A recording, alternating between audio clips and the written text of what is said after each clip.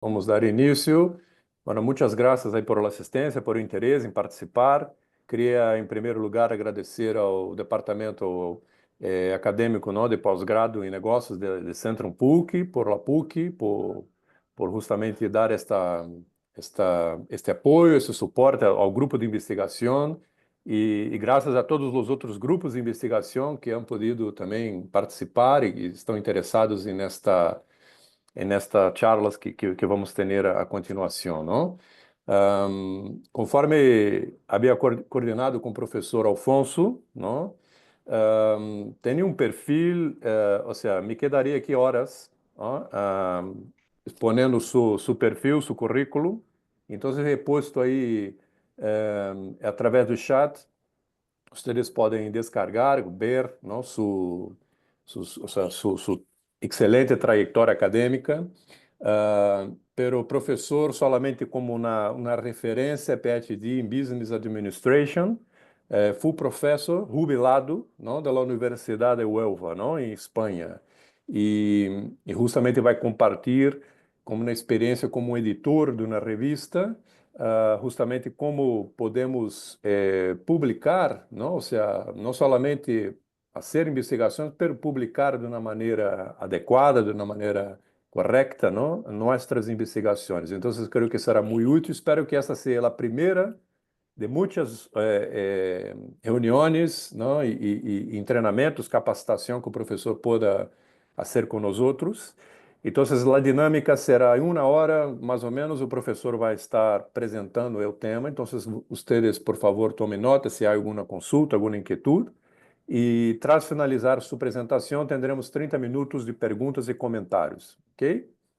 Então, por favor, professor, adelante, tem permisso para compartilhar sua pantalla com nós outros. E muito bem-vindo, muitas graças por aceitar a invitação e estar aqui com nós outros. Ok? Adelante.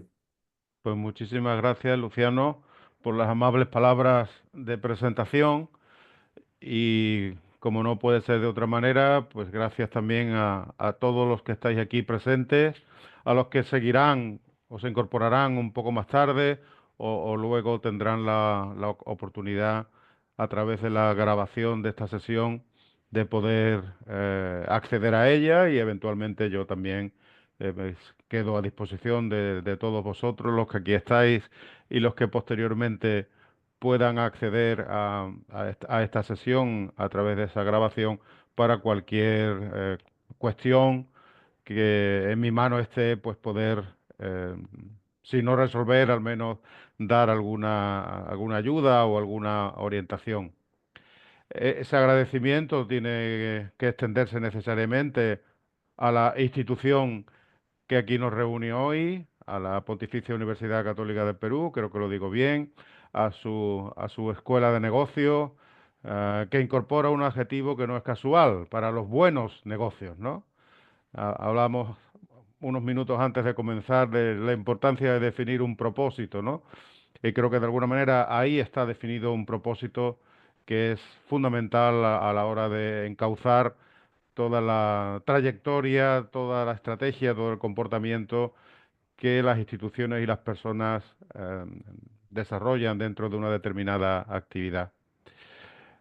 Bueno, pues por mi parte, una vez hechas estas consideraciones o expresada esta gratitud, como el profesor Luciano recuerda de forma muy rápida, cuando él me propuso eh, realizar esta actividad, este webinar, pues inmediatamente acordamos pues todos los pormenores de la misma. Infelizmente la fecha inicial que fue marcada, el 28 de abril, pues quedó truncada por el famoso apagón que afectó a toda España, también a Portugal, donde el profesor Luciano se encontraba en ese momento, y parcialmente algún que otro país vecino. No pudo ser por esa incidencia, pero bien, pues felizmente hoy estamos aquí y vamos a poder desarrollar esa sesión que confío sea útil y les pueda aportar alguna luz en esta tarea mm, no fácil, realmente no fácil, de publicar en esas revistas top que están mejor ranqueadas en cada una de las disciplinas científicas, dentro de los campos en los que cada uno trabaje y que representan claramente un desafío para todos nosotros como académicos, ¿no? También para mí, aunque oficialmente tenga la condición de jubilado, mantengo una ah, casi completa actividad académica que no me ha apartado en absoluto de, en fin, de todos estos trabajos y por ahí pues quisiera compartir con vosotros alguna experiencia, la personal como investigador y en esta tarea con sus éxitos y sus fracasos a la hora de publicar en este tipo de revistas y también como editor que durante 12 años me desempeñé en una revista que creamos desde la nada, nueva y que terminó siendo pues la revista española mejor posicionada en los rankings internacionales dentro de su disciplina que era el turismo, ¿no? La gestión del turismo. Pues sin más voy a empezar a compartir la presentación. Enseguida vamos a poder pues, verla. Espero que ahora ya sí, que puedan tener acceso a la misma y la puedan visualizar sin ningún tipo de dificultad. Les agradezco, por supuesto, que me Perfecto. confirmen que todo funciona Sí, bien. perfecto. Magnífico. Pues muy bien, vamos a ello entonces. Vamos a tratar de colocar esto de manera que no nos perjudique en la visión de la pantalla. Muy bien, pues efectivamente, como les decía, fundamentalmente el propósito en este caso es compartir con todos vosotros algunas experiencias después de 12 años como editor de una revista que acabó pues estando indexada en Scopus y con un buen posicionamiento. Esto, naturalmente, esta experiencia concluyó cuando yo pasé a esa nueva condición administrativa de la que ahora, en fin, de la que hablamos hace un momento.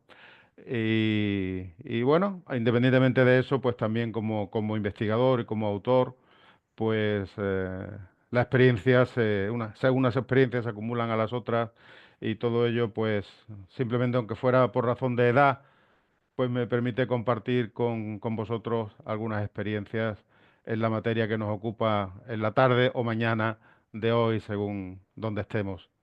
Em, bueno, lo primero que quería compartir con vosotros, y bueno, somos todos colegas y por tanto tampoco es necesario insistir excesivamente en algunas cosas, ¿no? Porque compartimos trabajo, compartimos las mismas inquietudes, pero de lo primero que tenemos que ser conscientes es que esta tarea de escribir y publicar artículos científicos es un proceso largo. No es algo que se haga de un día para otro, de una semana para otra, de un mes para otro. Es un proceso que toma su tiempo y en el que es muy importante no sentirse solo. Esto es parte de la experiencia, ¿no?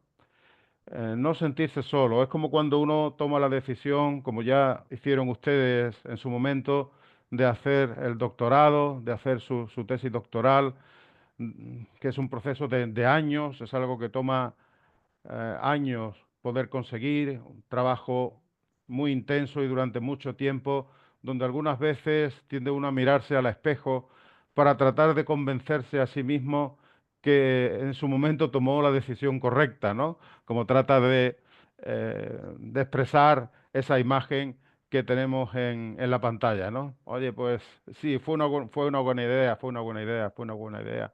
Bueno, eh, en cierta medida, salvando las distancias, esto de publicar en este tipo de revistas de las que venimos conversando y vamos a seguir haciendo durante todo este rato, em, como es un proceso largo, eh, bueno, es algo así como una maratón y además una maratón con obstáculos, ¿no?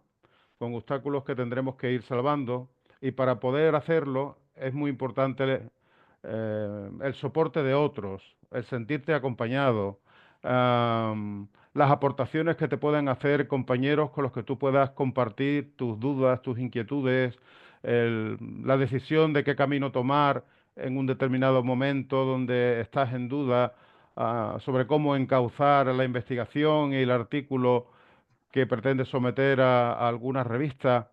Bien, esa compañía, el ser parte de equipos, de grupos de investigación, de una escuela, como todos vosotros, donde hay un acompañamiento y donde hay colegas que pues, puedan aportar puntos de vista diferentes, complementarios, ver la realidad con ojos diferentes. Eso puede ser de mucha ayuda en este proceso que puede ser tedioso de elaboración de un artículo científico conforme a los estándares de las revistas de mayor nivel. Dicho lo cual, la agenda de esta sesión vendría a ser lo que aquí aparece en este conjunto de epígrafes que ustedes ya conocen por las comunicaciones que el profesor Luciano ha ido compartiendo con todos, centrándonos especialmente en los errores más frecuentes. ¿Cuáles son los errores más frecuentes? Lo cual nos llevará a seguir toda esa secuencia que ahí aparece, ¿no? Mm, pero vamos a hacerlo a través de esa práctica de los errores más frecuentes. Vamos a tratar de aprender, yo creo que de la manera como mejor se aprende, que no es tanto de los aciertos como de los errores, no es tanto de los éxitos como de los fracasos, ¿eh? Que son fuentes de aprendizaje muy valiosas, ¿no? Y por eso pienso que para también ajustarnos al tiempo, vamos a centrarnos en esa tarea. Yo también en el camino les compartiré algún documento para que lo puedan tener como referencia.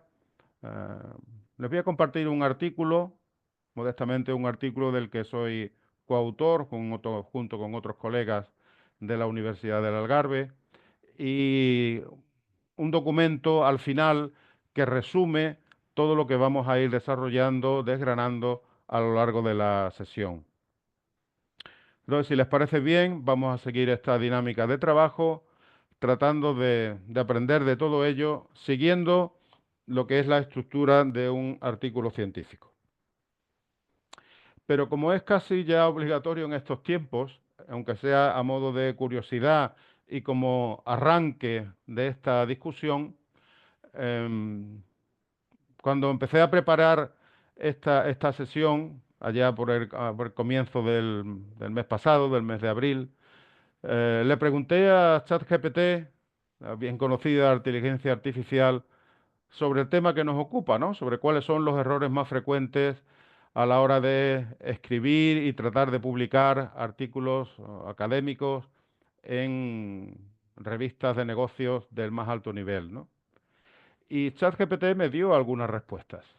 ¿Mm? Me dio algunas respuestas que nos van a ser útiles para todo lo que yo les voy a contar después, que entronca ya más directamente con la experiencia personal, tanto como autor como en mi rol de editor de una revista. ChatGPT decía en primer lugar que uno de los errores es el de plantear preguntas de investigación no suficientemente claras y que las contribuciones del artículo, del paper, tampoco están suficientemente claras. Dicho con otras palabras, habla de ambigüedad en los objetivos, algo que tenemos que evitar. Nuestros objetivos, la pregunta de investigación que da origen a nuestro artículo con los objetivos ya más específicos, tienen que quedar muy claros al editor de la revista, a los revisores de la misma y en última instancia a los lectores. Y hay siempre una cuestión que se plantea en este terreno, que es el famoso so what, ¿no? Bueno, ¿y ahora qué? Bueno, hemos llegado a estos resultados, ¿y esto qué significa? ¿Y esto para qué sirve? ¿Cuáles son las implicaciones, tanto teóricas como prácticas, de los resultados a los que nuestra investigación nos ha llevado, ¿no? Esto es algo que también debe estar muy bien definido, muy claramente expresado en el texto de nuestro artículo. Este fue el primer punto. El segundo aludía a los errores o las debilidades metodológicas. Esto es bastante claro, eh, y vamos a incidir sobre ello, sobre el diseño y el rigor en la investigación y en los problemas ligados a los datos, sobre todo cuando estamos hablando de investigaciones cuantitativas, a los datos que dan origen a una serie de resultados y de conclusiones que expresamos, que presentamos en nuestro artículo, ¿no? Artículo, capítulo de libro o lo que fuere. En tercer lugar, cita una revisión de la literatura inadecuada. Inadecuada podría entenderse como una revisión de la literatura incompleta, que no está suficientemente actualizada, donde los diferentes enfoques, incluso teorías que abordan un determinado problema, el problema de nuestro interés, no hemos sido capaces de integrarlas suficientemente.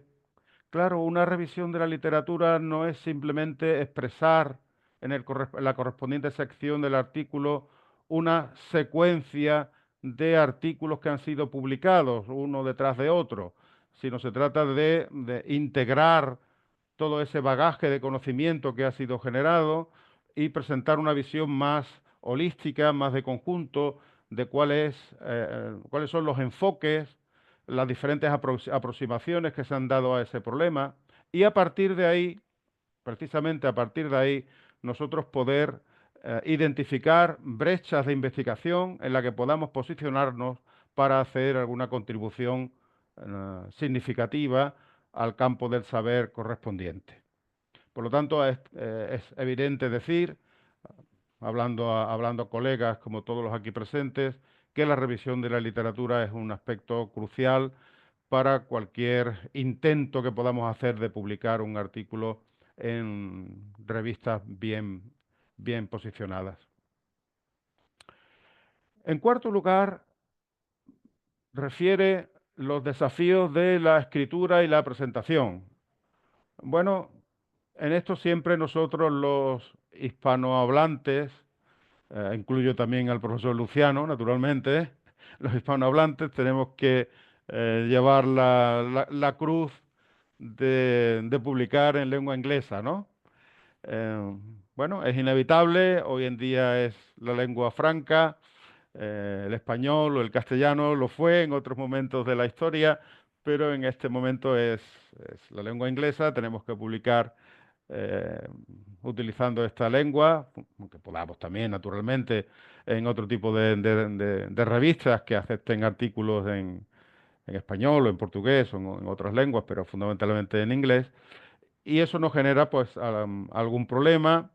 También significa algunos costes adicionales para revisar todo el texto para que quede perfectamente expresado en esa lengua con la claridad, la fluidez que requiere para una buena comprensión de lo que queremos expresar y siempre en un formato y con un estilo que sea conforme a lo que la revista donde queremos someter el artículo pretende, ¿no? Y espera de nosotros. Sobre esto volveremos más adelante, quizá más de una vez, porque es algo a lo que no se le suele prestar demasiada atención y en la práctica lo tiene. Es fijarse muy bien en la revista a la cual nos planteamos como objetivo publicar, conocer lo mejor posible esa revista, prestar mucha atención a la guía para los autores que estará accesible para todos nosotros, para realmente que aquello que sometamos a la misma responda al formato y al estilo que dicha revista tiene establecido. De no ser así, se producirá lo que se llama una desk rejection, ¿no? Será rechazado inmediatamente sin ni siquiera pasar al proceso de revisión, pues porque no cumple simplemente con los requisitos formales que estaban establecidos. Y realmente es siempre una lástima o lamentable que esto ocurra quizá por no prestar suficientemente atención a esas cuestiones de carácter más formal, ¿no? Y ya para terminar esa primera apreciación o esa introducción con base en ChatGPT, en esta inteligencia artificial, en quinto lugar señala am, la importancia que tiene que nuestro trabajo se ajuste a los objetivos y el alcance de la revista. Esto tiene que ver con lo que decíamos hace un instante. Es muy importante que haya un alineamiento entre nuestro trabajo, entre nuestro paper y lo que la revista espera dentro de su línea editorial en cuanto a temas que desea abordar, aquellas líneas de investigación a la que da más importancia, incluso prioridad. Y esto también tiene que ver con cómo nosotros enfocamos el trabajo. Es importante tener en la cabeza desde el principio dónde queremos publicar para canalizar nuestro trabajo investigador hacia esas cuestiones que la revista plantea como prioridades dentro de su línea editorial. De otra manera, seguramente caeríamos en una sobregeneralización de nuestro trabajo, tratando de abarcar un campo demasiado extenso que terminara por hacer que nuestro trabajo fuese, pues quizás, pues no suficientemente ajustado a ese target, a ese objetivo que la revista tiene como parte de su línea editorial, ¿no? Esto de la sobregeneralización es importante en el sentido también de que a veces queremos abarcar demasiado, y abarcar demasiado significa no profundizar suficiente, y en este tipo de revistas se espera que profundicemos en algo concreto, ¿no? Y que esa profundización en esa temática, en esa pregunta de investigación concreta, nos lleve a hacer alguna aportación relevante. En penúltimo lugar, pues son fallas que podamos cometer en el proceso de revisión, una inadecuada respuesta a la retroalimentación que nos ofrezcan los revisores, el no dar una cabal respuesta a las observaciones, a los comentarios, a las peticiones de modificación o de mejora que que los revisores nos hagan. Esto no quiere decir que los revisores siempre tengan razón. Los revisores también se equivocan.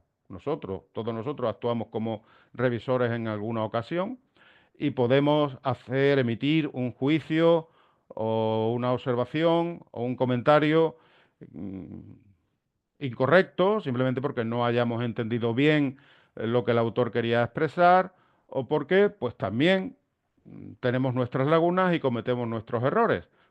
Lo que tenemos que hacer en estos casos es dar una explicación adecuada, por supuesto cortés, al comentario correspondiente del revisor y no soslayarlo, no pasarlo por alto, sino abordarlo de esa manera. Y también ser conscientes, dentro de ese largo proceso del que hablábamos al principio, que lo normal, y ya eso es una suerte, que lleguemos a esa fase, donde las revisiones no sea solamente una, no haya solamente una ronda de revisión, sino que haya dos, tres o incluso más rondas de revisión. Esto requiere paciencia, esto requiere tomarlo con calma, esto requiere pues no perder los nervios y dar siempre en cada iteración, en cada ronda de revisión, esa adecuada respuesta a los comentarios, a las exigencias, a las peticiones, a las sugerencias de mejora que los revisores nos vayan haciendo en cada una de ellas. E incluso os digo más, aunque al final el trabajo no resulte aceptado para su publicación, el simple hecho del feedback, de la retroalimentación que vamos a recibir de expertos en la materia, nos va a resultar muy rico a la hora de mejorar el trabajo y volver a someterlo a otra revista. Vamos a poder mejorar sustancialmente el trabajo gracias a esa labor generosa, porque es una labor altruista, de los revisores que toman su tiempo en leer nuestro trabajo, en reflexionar sobre él, en aportarnos su mejor saber hacer sobre cómo mejorar el resultado de nuestra tarea investigadora. Por lo tanto, también tenemos que tomar ese lado positivo como parte de un proceso de mejora en el que siempre estamos inmersos. Y finalmente, problemas de transparencia y de ética, ¿no? Insuficiente transparencia de los datos. Esto las revistas son cada vez más exigentes en el sentido de que incluso nos pueden solicitar, hablando particularmente de datos cuantitativos, también cualitativos, nos pueden solicitar acceso a los datos con base a los cuales hemos aplicado determinadas técnicas que nos han llevado a ciertos resultados y también el no haber respetado, pues determinada o no haber prestado demasiada atención a determinadas consideraciones éticas que pueden estar implícitas en la investigación. ¿eh?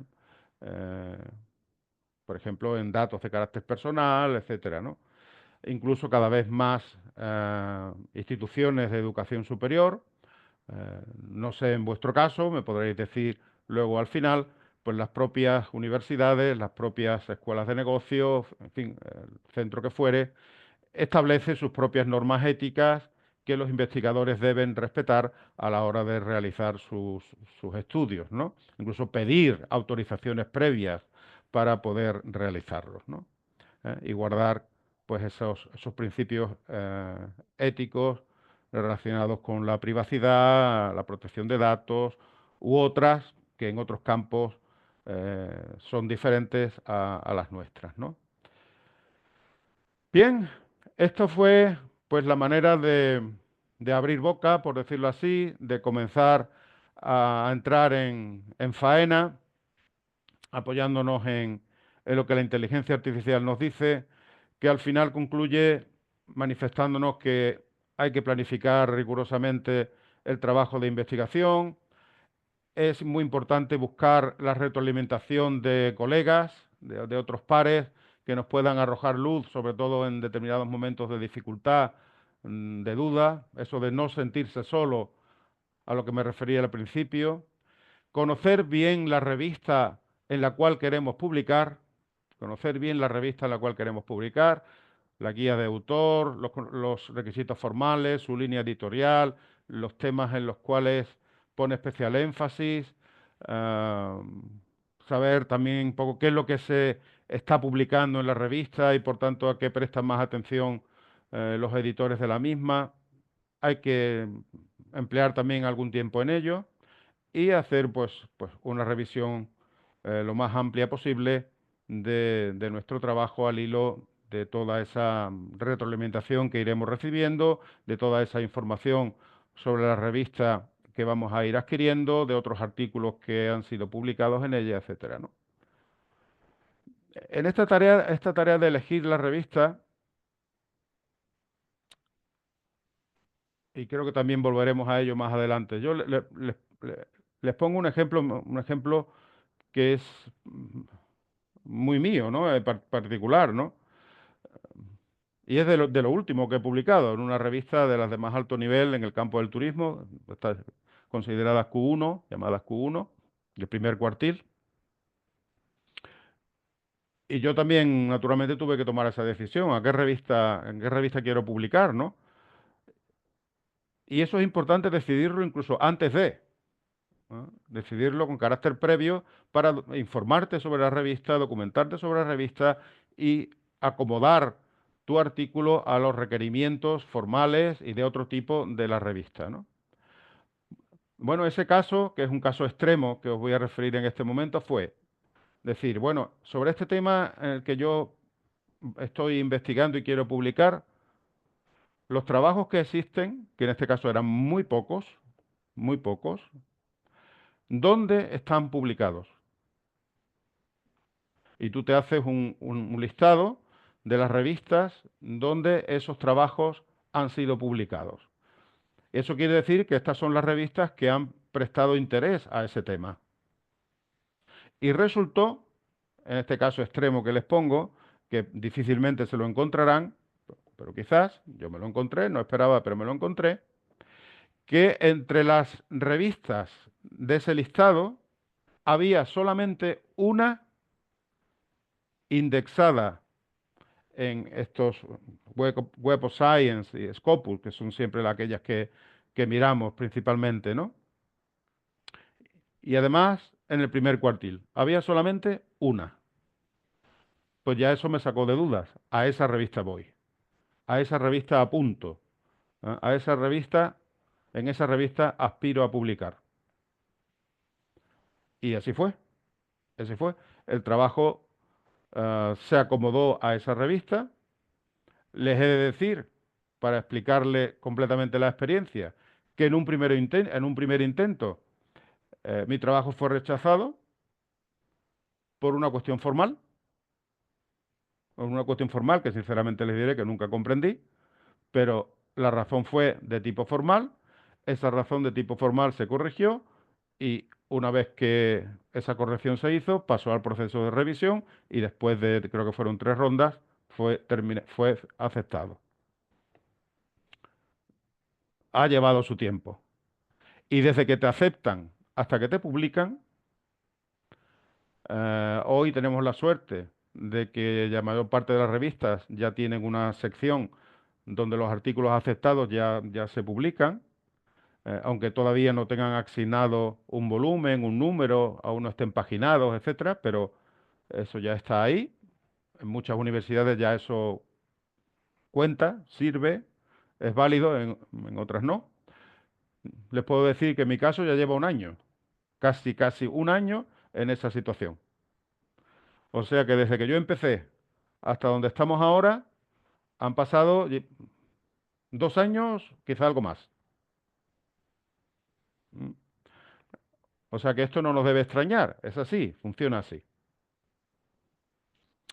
Pero bueno, dicho lo cual y establecido el marco eh, tal cual he tratado de expresarles con la ayuda de la más famosa probablemente de las inteligencias artificiales, vamos a empezar con desgranando eh, esos errores más frecuentes utilizando la estructura habitual de un artículo científico, que es la que ven en la parte izquierda de esta diapositiva: introducción, revisión de la literatura, metodología, resultados, discusión de esos resultados y finalmente sus conclusiones.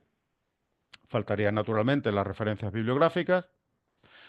Y lo vamos a hacer apoyándonos en lo que yo suelo denominar el triple test. ¿Eh? Y esto es extraordinariamente importante.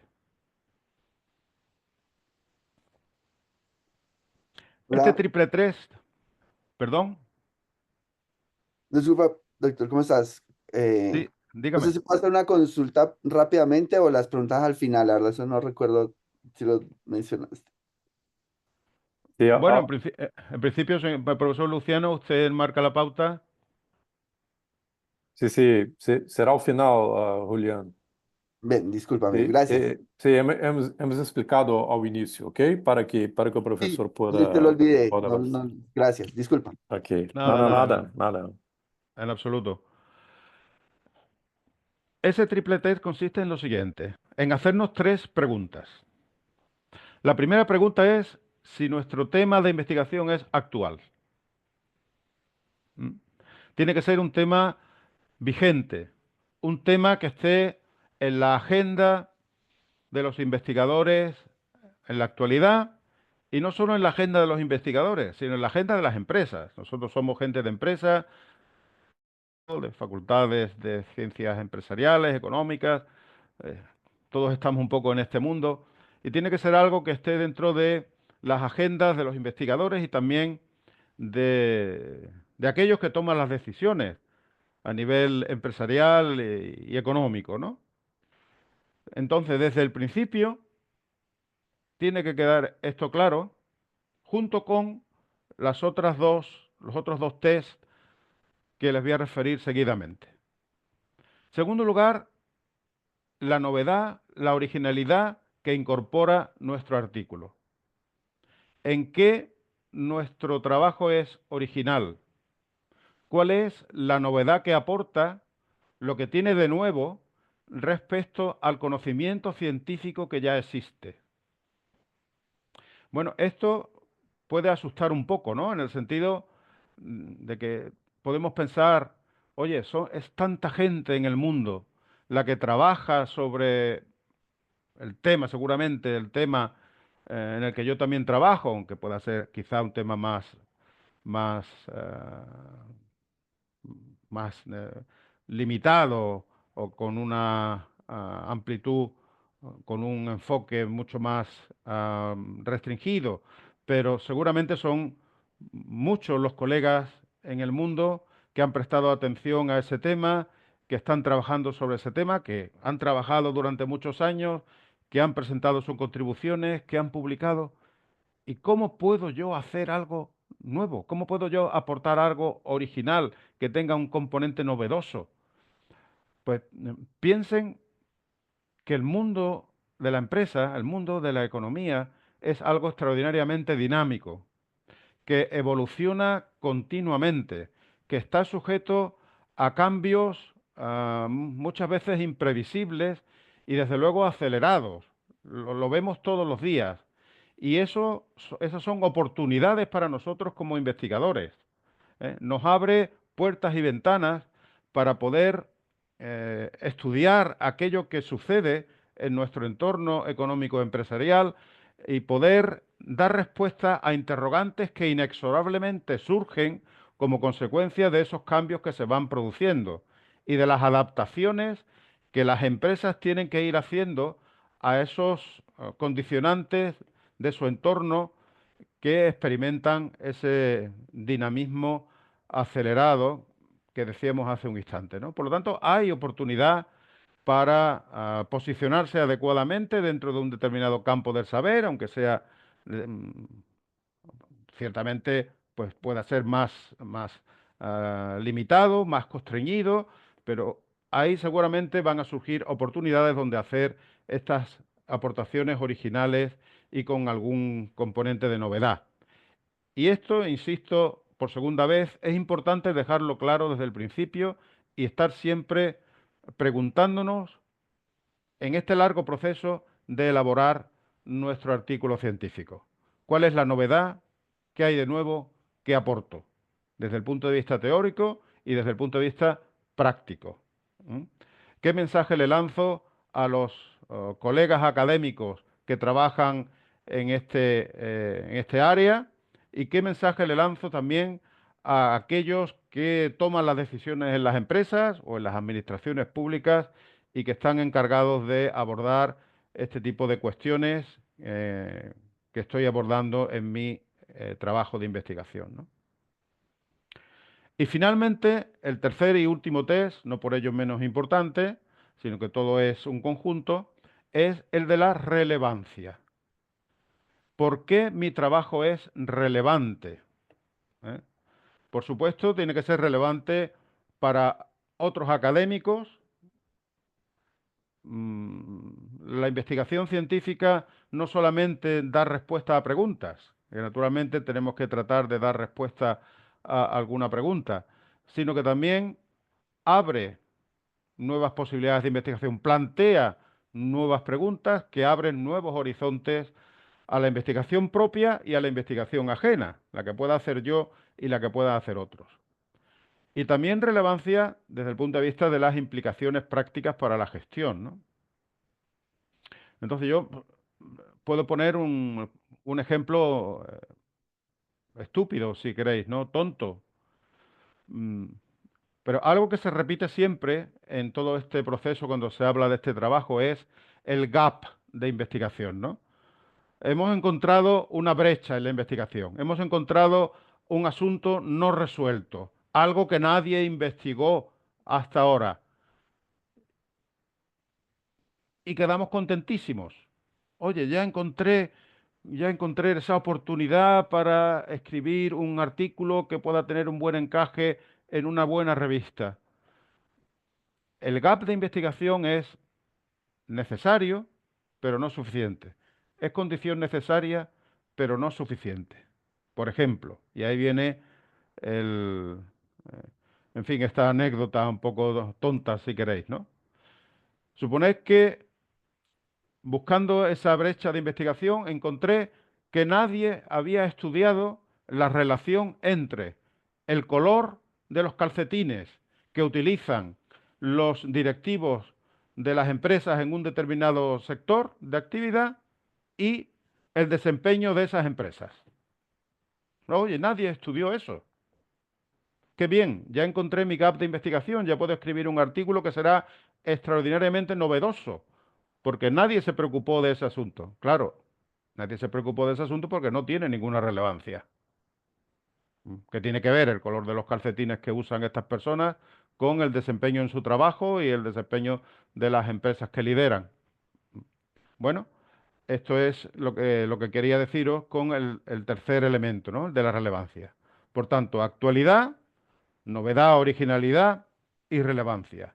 Esto es algo que transversalmente tenemos que ir haciéndole, digamos, un seguimiento y preguntándonos a lo largo de nuestra investigación.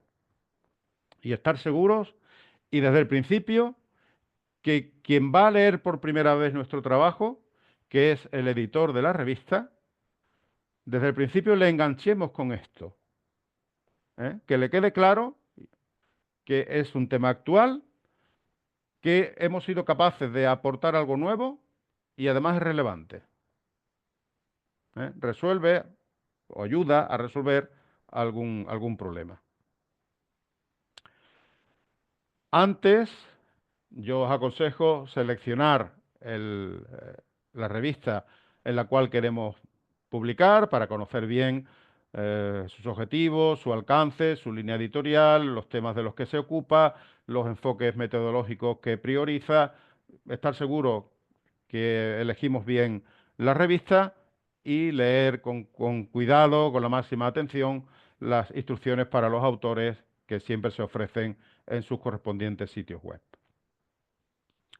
Entonces ahí ya estamos orientados.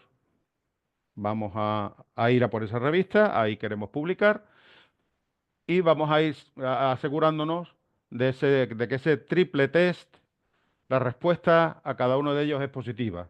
¿Mm? Y vamos a ir paso a paso dentro de lo que es la estructura de cualquier sumisión, de cualquier eh, paper que vayamos a enviar a una revista. En primer lugar, el título. Hombre, el título normalmente nos van a exigir que sea un título bastante corto, incluso a veces muy corto, donde uno se puede, oye, es difícil sintetizar lo que yo he pretendido hacer en muy pocas palabras, ¿no? Pero bueno, tenemos que hacer ese esfuerzo de concreción, de síntesis y hacerlo además de una manera atractiva, ¿no? Que describa el contenido del trabajo de una manera atractiva, sexy, como ahí se dice, y además en muy pocas palabras, ¿no? Y esto es importante pensarlo bien, no es algo anecdótico, porque bueno, es la primera impresión, el título, ¿no? El título tiene que enganchar al editor, tiene que captar la atención de los lectores y el primer lector es el editor de la revista, que es el que en primer lugar va a decir, sí, vale, este paper tiene potencial, pasa al proceso de revisión. O directamente te dice que no, ¿no? Eh, y pensar que las tasas de rechazo en este tipo de revistas son muy elevadas. Y la mayor parte de los rechazos son rechazos al principio. eh, Rechazo del propio editor, ¿no? La llamada Dex Rejection, ¿no? Sea por cuestiones formales, sea porque considere que no es un tema actual, que no se adapta bien a la línea editorial de la revista o al enfoque que tiene la revista, por cualquier razón de esta naturaleza, ¿no? El título ha de describir bien el contenido del manuscrito y debe de estimular a la gente a seguir leyendo, ¿no? Tiene que tener esa característica debe ser apelativo para que la gente tenga como ganas de seguir leyendo, ¿no? Yo les puse aquí algunos ejemplos de algunos artículos míos, no soy autor o coautor, Fijaos, hay uno muy cortito, el segundo es muy cortito, ¿no? Las actitudes de los residentes hacia el turismo y la estacionalidad. Bueno, ya ahí marca claramente de qué va el asunto, ¿no? Cómo la estacionalidad del turismo influye en la actitud de los residentes. Eh, es un tema, sobre todo cuando se publicó, aunque ahora sigue siéndolo, ¿no? Y ahora con todo el fenómeno de la turismofobia y todo esto que se ha venido generando sobre todo en destinos urbanos y en destinos de sol y playa maduros, pues ha ganado nueva vigencia. Eh, Esto de las actitudes de los residentes es un tema actual, muy actual. El tema de la influencia de la estacionalidad es algo, o era al menos en ese momento, poco estudiado. La actitud de los residentes no es homogénea, ¿eh? Depende de la estacionalidad. No es lo mismo lo que la gente percibe en temporada alta, con grandes masas de turistas a su alrededor, que en temporada baja, donde están mucho más tranquilos, ¿no? Varía. Por lo tanto, es actual. ah, Hay un componente de originalidad en un tema que estaba infrainvestigado y bueno, naturalmente es algo relevante, no solo para los académicos que pueden seguir profundizando dentro de nuevas líneas de investigación que nosotros podamos proponer, sino también para los gestores públicos y privados del turismo, ¿no? Porque este es un grupo de interés más, las comunidades locales que ganan peso y hay que prestarles más atención de la que han tenido hasta ahora. Bien, es solamente un botón de muestra para expresarle cómo siempre tenemos que ir conectando lo que hacemos con el triple test. Un, un tema actual, hay un componente de novedad y hay una relevancia. ¿Sí?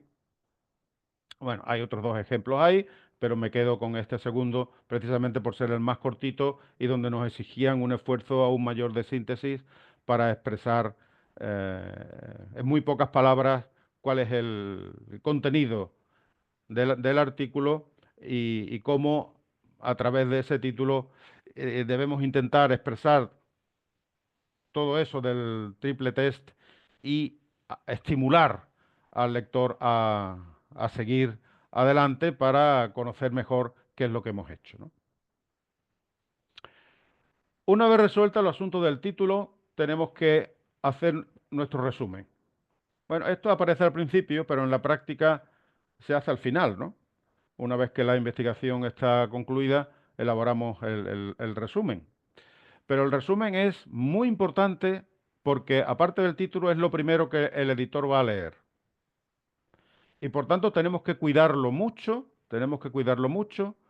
para que al editor le interese, al editor le enganche y quiera seguir leyendo y entienda que efectivamente ese triple test se cumple y merece pasar a la siguiente fase, que es la fase de revisión por pares.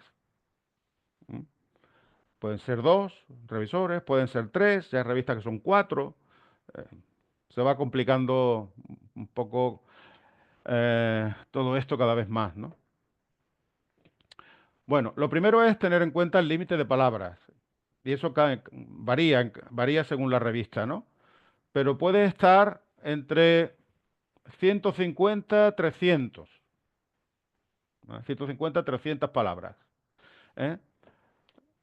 Máximo, máximo 300 palabras, yo diría, ¿no? No recuerdo ninguna donde el resumen sea más extenso, ¿no? O sea, que en ese rango tenemos que ser capaces de expresar todo lo que queremos expresar. ¿Mm? ¿Y qué es lo que queremos expresar? Pues lo que queremos expresar es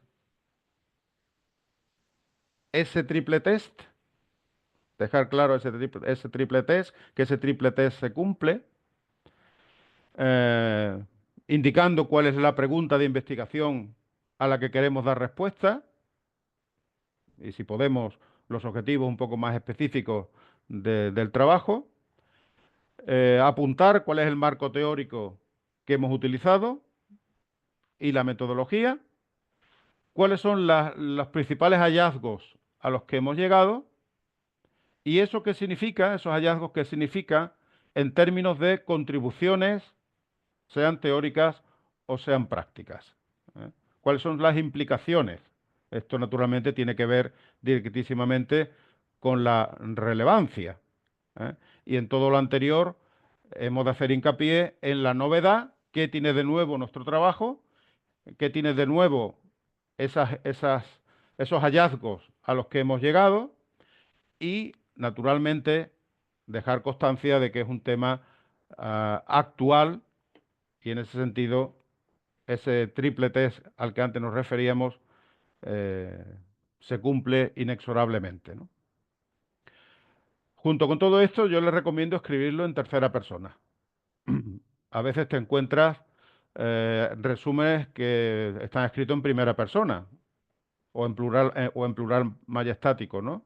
Dice, bueno, yo he hecho tal cosa, mi método de investigación ha sido este. No, no es un estilo adecuado. Es mejor hacerlo en tercera persona, que es como más aséptico, ¿no? Digámoslo así, y más académico, ¿no? Pero bueno, aparte de eso, lo fundamental es tener presente esas tres ideas a las que ya hemos hecho hincapié en más de una ocasión y ser capaces de sintetizar en esas 200, 300 palabras máximo todas estas cuestiones fundamentales que ahí os he reflejado, ¿no? E insisto, es muy importante cuidar el resumen, el título y el resumen, porque es, insisto, lo primero que se lee. Habitualmente, ¿qué hace un editor? Ve el título, el resumen, a ver si le engancha, y si le engancha, normalmente lo que hace es irse al final. Se va a las conclusiones para ver cuáles son de forma más detallada esas implicaciones, sean teóricas o sean prácticas, y echa un vistazo a la bibliografía. A ver si la bibliografía está completa, si la bibliografía está actualizada, si, también les diré, si hay referencias bibliográficas de su revista. ¿Mm? Hay que ser un poco inteligente también en este sentido. Si tú quieres publicar en una revista, lo normal es que haya algún trabajo que se haga referencia a algún trabajo que sobre ese tema se haya publicado en esa revista, ¿no? Sería un poco chocante que no lo hiciéramos si hay algún trabajo naturalmente relevante en ese campo que esté publicado ahí, que nosotros no conozcamos o no hayamos hecho referencia a él, ¿no? Muy bien, siguiendo el proceso, eh, y antes de pasar a la introducción, hay aquí una manera de expresaros lo del resumen, e insisto en que es importante y por eso me estoy deteniendo un poco más en ello. Esto que veis aquí ahora es lo mismo de antes, pero puesto de otra manera, en términos de 5 preguntas a las que tenemos que dar respuesta en el resumen. ¿Por qué hemos hecho lo que hemos hecho? ¿Qué hemos hecho en nuestra investigación? ¿Cómo lo hemos hecho? ¿Qué hemos hallado?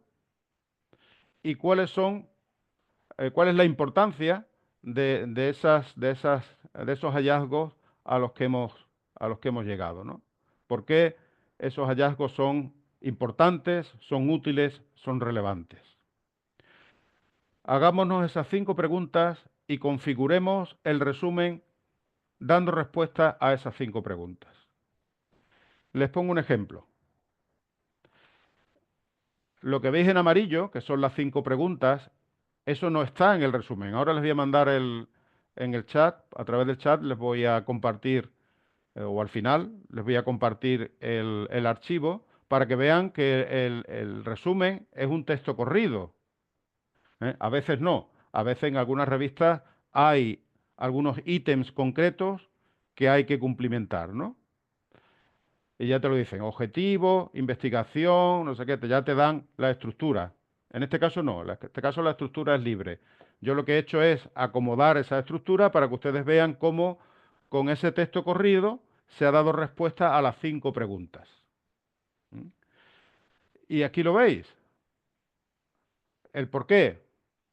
Pues hemos hecho esto porque queríamos entender mejor las actitudes de los residentes hacia el desarrollo del turismo, ¿no?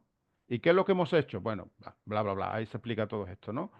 En- no voy a entrar en los detalles de un tema específico que no será de interés de la inmensa mayoría de los presentes, pero eh, lo importante es que ahí están las 5 preguntas en ese texto corrido, están las respuestas a esas 5 preguntas. ¿Eh?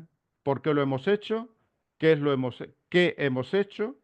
Y aquí es muy importante un componente de novedad interesante, la integración de varias aproximaciones teóricas, es decir, varias corrientes teóricas inicialmente separadas que hemos integrado en nuestra investigación para obtener esa mejor comprensión del fenómeno objeto de nuestro interés a través de la configuración de un modelo explicativo. ¿Cómo lo hemos hecho? Y aquí sí que me voy a detener un momento. Aquí sí que me voy a detener un momento. Y seguramente esto volverá a salir. Esto se ha hecho en 2 regiones concretas. Una región portuguesa, una región española, una provincia, para decirlo con más propiedad. Cuando tú preguntas a mucha gente, bueno, ¿por qué la investigación se hizo en Lima, Perú? Usted ha hecho una investigación que tiene su foco en Lima, Perú. ¿Por qué? Hombre, mucha gente lo que te contesta es, pasa en las tesis doctorales, por ejemplo, ¿no? Mucha gente lo que te contesta es decir, hombre, pues hice lo que pude, ¿no? Y, oye, yo soy de aquí, yo soy ah, limeño, soy peruano, pues lo he hecho en mi país, lo tengo más a mano, más accesible, puedo tener acceso a la información, puedo tener acceso a los informantes, a las empresas, a lo que fuere. Bueno, todo eso es comprensible, pero eso no es una explicación suficiente. Desde el punto de vista científico, no es una explicación suficiente. Cuando tú eliges un determinado territorio para hacer tu investigación, lo haces porque eso tiene unas repercusiones desde el punto de vista del diseño metodológico. Esto tiene que ver con la metodología de la investigación, con el cómo. Lo haces porque al elegir un determinado territorio estás controlando una variable que es muy importante en tu investigación. Por ejemplo, aquí se eligieron esos 2 territorios porque se quería controlar una variable que es o que era la fase del ciclo de vida del producto o la fase en el ciclo de vida del destino turístico, para aplicarlo más directamente al caso concreto que es del sector turístico, ¿no? Y por eso se eligió un destino maduro, fase de madurez del ciclo de vida, con un destino emergente o en fase de crecimiento en el ciclo de vida, y se comparan. Estás controlando una variable en el proceso de diseño metodológico, por eso se eligen. No se eligen porque los autores viven en un sitio o viven en otro, o porque es donde tienes más facilidad o menos para obtener información. No es eso. Es diseño metodológico. Es control de variables en el diseño metodológico. ¿Eh? Esto es importante. Esto es importante porque tiene que ver con la robustez de la metodología. Bueno, finalmente, ¿qué fue lo que encontramos? Una primera aproximación a lo fundamental de los hallazgos que obtuvimos y por qué estos hallazgos son relevantes, ¿no? 5 preguntas con sus correspondientes respuestas en un texto corrido. Pero lo importante es tener en mente esas 5 preguntas, esas 5 interrogantes y construir el texto del resumen, que son, como sabemos, pocas palabras, 2, 3 centenas de palabras, dando respuesta a todo ello. ¿De acuerdo? Aunque el turno de preguntas está marcado para el final, si hay algo especialmente importante donde yo no haya sido capaz de explicarme suficientemente bien, por favor me lo hacen notar y con mucho gusto volvemos atrás, o repito, o trato de explicarme mejor. Bueno, lo que viene a continuación, otra cosa a la que no se le suele prestar mucha atención, son las palabras claves. El título, resumen y palabras claves, ¿no? Esto antes de entrar propiamente en el cuerpo del artículo. Esto tiene su importancia porque son las que se van a utilizar para indexar nuestro artículo, ¿no? Y por tanto, para que luego en la búsqueda que cualquier colega pueda hacer, sea más fácilmente reconocible, identificable y por tanto lo puedan usar y también pueda incrementarse el número de citas que tenga ese trabajo, que para nosotros como académicos es importante, ¿no? Algunas recomendaciones en cuanto a las palabras claves, pues no utilizar las mismas palabras que están en el título de la revista, sería bastante absurdo, ¿no?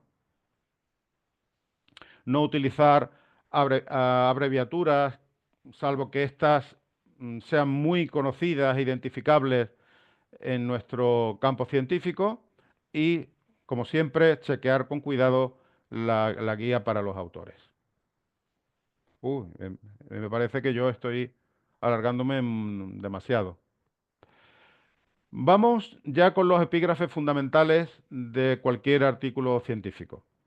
En primer lugar, la introducción. Ya en la introducción tenemos que dejar muy claro ese triple test del que empecé hablándoles. Tenemos que dejar claro ya ahí, en la introducción, porque es la manera de enganchar desde el principio, que el tema es actual, incluso que es uno de los temas más candentes dentro del campo en el que cada uno trabaje, sea el marketing, sea las finanzas, sea los recursos humanos, sea la gestión turística o la que fuere. La novedad, la originalidad del mismo, ¿no? Porque es nuevo y desafiante esa investigación. ¿Eh? ¿Qué tiene de novedad? Y su relevancia. ¿Qué tipo de soluciones aporto a algunos problemas? ¿Cómo? Esto tiene que ver naturalmente con la fase del, del ciclo inductivo o deductiva que esté siguiendo, en el ciclo de construcción de la ciencia, ¿no? Sea una investigación más inductiva orientada a la construcción de teoría o sea una investigación deductiva más orientada al testeo, al refinamiento de un marco teórico ya existente. En fin, en ese sentido, ¿qué aporto y qué importancia tienen los hallazgos a los que he llegado, ¿no? ¿Por qué esta investigación es necesaria? Seguimos insistiendo en lo de la relevancia. ¿Por qué esta investigación es necesaria? Hay un gap de investigación que tenemos que dejar bien patente, hay un problema no resuelto, un problema que está insuficientemente investigado y eso justifica el que yo me posicione en él para tratar de hacer alguna contribución y, bueno, dejar patente ese carácter novedoso que mi estudio tiene, ¿no? Y la naturaleza del contexto que se está examinando. A esto es a lo que me refería cuando les hablaba de por qué se elige un determinado ámbito en el cual hacer ese estudio. Eso tiene que ver con ese ejemplo que antes les comentaba acerca de por qué se elige un territorio y o otro para hacer nuestra investigación al objeto de controlar una determinada variable en el diseño metodológico. ¿De acuerdo? Al final y en resumen, en la introducción, insisto, tenemos que dejar patente desde el principio para enganchar al lector que nuestro trabajo es actual, que es un tópico candente en nuestro campo científico, que hay un componente de novedad y originalidad y que es relevante por aquello que hemos sido capaces de aportar a través de los hallazgos a los que hemos llegado. La siguiente etapa en cualquier trabajo de investigación es la revisión de la literatura. Y aquí también podemos hacer algunas recomendaciones aprendiendo de errores frecuentes, ¿no? Bueno, el primero que ahí se menciona es la delimitación no suficientemente clara del objetivo de la investigación. ¿Mm? ¿Cuál es la brecha de investigación en la que yo me posiciono para tratar de hacer esa contribución original y relevante? ¿Cuál es la pregunta de investigación a la que trato de dar respuesta? ¿Cuáles son los objetivos específicos que tengo? Y si es el caso, que es muy habitual en nuestro campo económico empresarial, realizar investigaciones hipotético-deductivas, pues cuáles son las hipótesis que pretendo testear, ¿no? Todo esto es importante que quede muy claro desde el principio, porque al final, cuando lleguemos a la parte de discusión de los resultados y de conclusiones, naturalmente el lector tiene que ver reflejado si había una pregunta de investigación, cuál es la respuesta a esa pregunta, si hay unos objetivos de investigación, en qué medida esos objetivos se han cumplido o no, y si hay unas hipótesis, en qué medida esas hipótesis han sido rechazadas o aceptadas. ¿Mm? ¿De acuerdo? Y guardando el debido orden, ¿no? A veces nos encontramos con estudios, sobre todo estudios de casos. Les diré que a mí los estudios de casos me gustan mucho. Se aprende mucho en los estudios de casos. Pero los estudios de casos, y no me estoy refiriendo a estudios de casos para la docencia, sino estamos hablando aquí de estudios de casos para la investigación, es muy común no encontrar ningún marco teórico de referencia. Y tiene que haber una teoría también que apoye el desarrollo de un caso de estudio, ¿no? Los casos de estudio son especialmente valiosos en esa fase inductiva del método científico, ¿no? Para construir teoría, ¿no? Para dar explicación a un determinado fenómeno yendo de lo particular a lo general, ¿no? Pero bueno, tiene que haber también un cierto soporte teórico que dé fundamento al caso de estudio que estamos reflejando con toda la profundidad de la que seamos capaces, ¿no? La articulación de las teorías es importante. Es decir, por ejemplo, y les voy a poner un ejemplo diferente a los que ahí se mencionan, ¿no? Em, Recuerdo una investigación que hicimos hace unos años donde integramos dos marcos teóricos diferentes. Fue por una parte la teoría institucional o el neoinstitucionalismo, porque nos dimos cuenta que para entender el comportamiento de las empresas, en este caso eran empresas del sector vinícola, ¿no?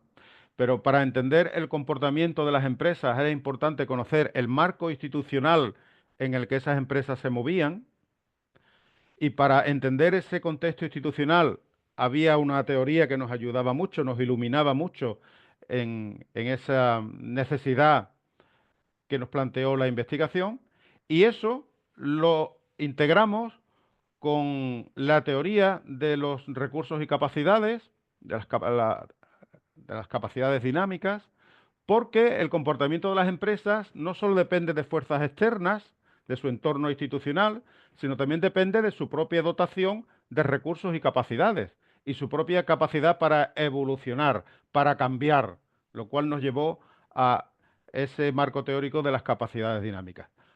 Integramos ambos y a partir de ahí fuimos capaces de dar una mejor respuesta al problema que nos ocupaba, ¿no?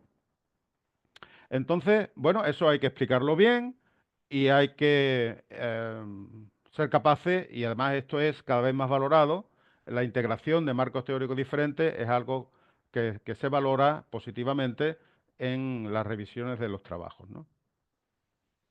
Y luego están los problemas de validez, ¿no? De validez de los constructos que utilicemos en nuestra investigación.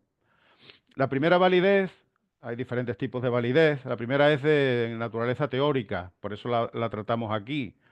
¿eh? Es la llamada validez de construcción, ¿no? Les pongo también un ejemplo un poco tonto, si queréis, ¿no? Si nosotros estamos tratando de estudiar cómo funcionan y por qué un determinado conjunto de empresas o un determinado sector de actividad en materia de responsabilidad social corporativa, ese constructo de responsabilidad social corporativa, según nos dice la literatura, lo hemos documentado, hemos leído, hemos hecho una revisión extensa sobre la materia, sabemos que tiene tres dimensiones. Hay una dimensión económica, una dimensión social y una dimensión ambiental. Por lo tanto, tenemos que considerar las tres. Si nosotros, en lugar de las tres, solo consideramos dos, estaremos midiendo otra cosa, pero no estaremos midiendo la responsabilidad social corporativa. ¿De acuerdo? No estaríamos cumpliendo con la validez de contenido si estamos hablando de responsabilidad social corporativa y estamos olvidando, por decir una cualquiera, la dimensión económica. No podemos olvidar la dimensión económica porque son tres y tenemos que considerar las tres. Y esto tiene que ver con la revisión de la literatura. Metodologías. ¿eh? Y discúlpame, Luciano, porque me estoy alargando un poquito más de lo que Todo debía. bien. Bueno, excelente, ¿eh? Genial. La metodología. Problemas con que habitualmente nos encontramos. Hemos mencionado antes la validez de construcción, que es una validez de naturaleza teórica. Hay otros tipos de validez, la validez convergente, la validez discriminante, sobre todo cuando hablamos de estudios cuantitativos. Bueno, para eso hay test, hay pruebas que nos permiten garantizar, asegurar que esa validez convergente, discriminante, que son las más habituales, aunque haya otras, son las dos más habituales, pues los requisitos se cumplen, ¿no? Igual que la fiabilidad. También tenemos test, pruebas, el alfa de Cronbach, la fiabilidad compuesta. Hay test que nos permiten asegurar que ambos criterios de fiabilidad y de validez se cumplen. Por tanto, esto es algo que tenemos que asegurar. La consistencia de las mediciones que hacemos, eso es la fiabilidad, y la exactitud de la medición que estamos haciendo, eso es la validez.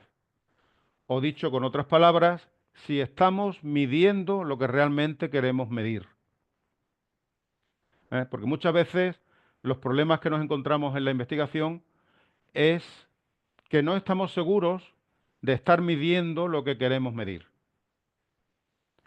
Por utilizar el ejemplo anterior, aunque sea muy simple, si nosotros queremos medir la responsabilidad social corporativa, el grado de desarrollo de la responsabilidad social corporativa en un determinado colectivo de empresas y no estamos incluyendo en la medición ningún tipo de variable económica, estaremos midiendo otra cosa, pero no la responsabilidad social corporativa. Porque la responsabilidad social corporativa o empresarial tiene un componente económico, además del social y además del ambiental. ¿De acuerdo? Creo que la figura que aquí aparece, cuando la puedan ver un poco más tranquilamente, les clarificará mejor todo esto que estoy tratando de sintetizar de la manera más rápida, pero a su vez completa, sin dejarme nada importante detrás, ¿no? Siguiendo con los aspectos metodológicos, que son muy importantes, a nadie se le escapa esto, estamos todos entre colegas y sabemos que esto es muy importante. Tenemos que hablar del instrumento de medida. Hemos hablado de la fiabilidad, de la validez en la medición, por tanto eso nos lleva necesariamente al instrumento de medida, que cuando hablamos de investigaciones cuantitativas, pues normalmente será un cuestionario, ¿no? Ya hablaremos después de la triangulación y de la importancia de utilizar diferentes instrumentos de medida, de tratar de hacer más robusta la medición a través de la complementariedad de diferentes herramientas. Bueno, aquí la primera pregunta es si ese instrumento de medida está validado o no está validado. Es decir, ¿es un instrumento de medida que ya otros investigadores han utilizado y han, digamos, demostrado que es un instrumento de medida correcto, para medir lo que se quiere medir? ¿O es un instrumento de medida nuevo? Puede ser parte del carácter original de nuestra investigación. Es un instrumento de medida nuevo que nosotros hemos creado ad hoc y por tanto nosotros tenemos que demostrar que reúne todas las propiedades necesarias eh, en términos psicométricos, en términos de validez, de fiabilidad, para que en efecto podamos garantizar que la medición es correcta, no está sesgada. Bueno, esto es algo que tenemos que también dejar patente en esa sección de nuestro artículo. Y aquí hay un pequeño problema, sobre todo cuando estamos hablando en contextos multinacionales y tenemos que traducir nuestro cuestionario a otras lenguas. Y estamos haciendo, por ejemplo, una comparación entre varios países donde los informantes van a responder al cuestionario en lenguas diferentes.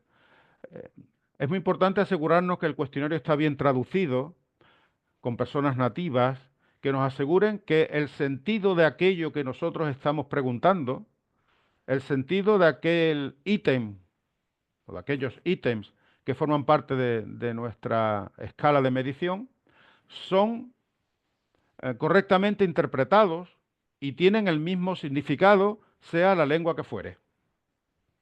Porque a veces las palabras tienen sentidos distintos, significados distintos, y eso puede distorsionar la respuesta y por tanto introducir un sesgo en la medición. Los informantes, los que responden a ese cuestionario o quienes participan en un grupo de discusión o quienes participan en una metodología Delphi, estoy ya mezclando lo cuantitativo con lo cualitativo. Bueno, aquí es importante hacer referencia a ese aspecto de la triangulación. Por ejemplo, no hablar solamente de lo cuantitativo, sino también de metodologías cualitativas. ¿A quiénes invitamos a formar parte de un grupo de discusión? Un grupo de discusión que por definición no puede ser excesivamente amplio, a lo mejor son entre 6 y 12 personas en un grupo de discusión para entender mejor cómo se aproximan, cómo entienden un determinado problema que es el objeto de nuestro interés y que nosotros queremos desentrañar.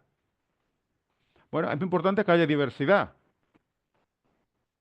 Yo recuerdo una investigación que hice hace ya bastantes años, donde, a ver, si tú utilizas como único informante personas de la alta dirección de la empresa, esas personas te van a dar una perspectiva que puede ser muy diferente de la que te den mandos intermedios de la empresa o la que te den los trabajadores que están en el núcleo de operaciones de la misma. Te van a dar percepciones totalmente distintas. No sé, si tú hablas de las políticas de recursos humanos, la alta dirección te va a decir que es fantástica. Normalmente te van a decir que no hay grandes problemas, que funciona bien, que no sé qué. Los mandos intermedios ya habrá más matices y si vas al núcleo de operaciones, a lo mejor te encuentras con situaciones marcadamente distintas, ¿no? Apreciaciones mm, sustancialmente diversas, ¿no? Entonces, ¿esto qué nos exige? La triangulación. No podemos tener un único tipo de informante, pongamos la alta dirección, porque eso significa introducir un sesgo en la información, en los datos, mejor dicho, que estamos obteniendo. ¿De acuerdo? Luego ya en estudios cuantitativos entramos en la problemática del tamaño de la muestra, del tipo de muestra, de las tasas de respuesta a los cuestionarios. Y aquí os digo yo una cosa que me he encontrado muchísimas veces. Muchísimas veces. Hay una metodología que ya uno se encuentra hasta la saciedad, eh, que seguro que a ustedes también les sonará a la hora de testar determinados modelos que tratan de ser modelos explicativos, que es la metodología PLS, el Partial Least Square, los modelos PLS-SEM, ¿no?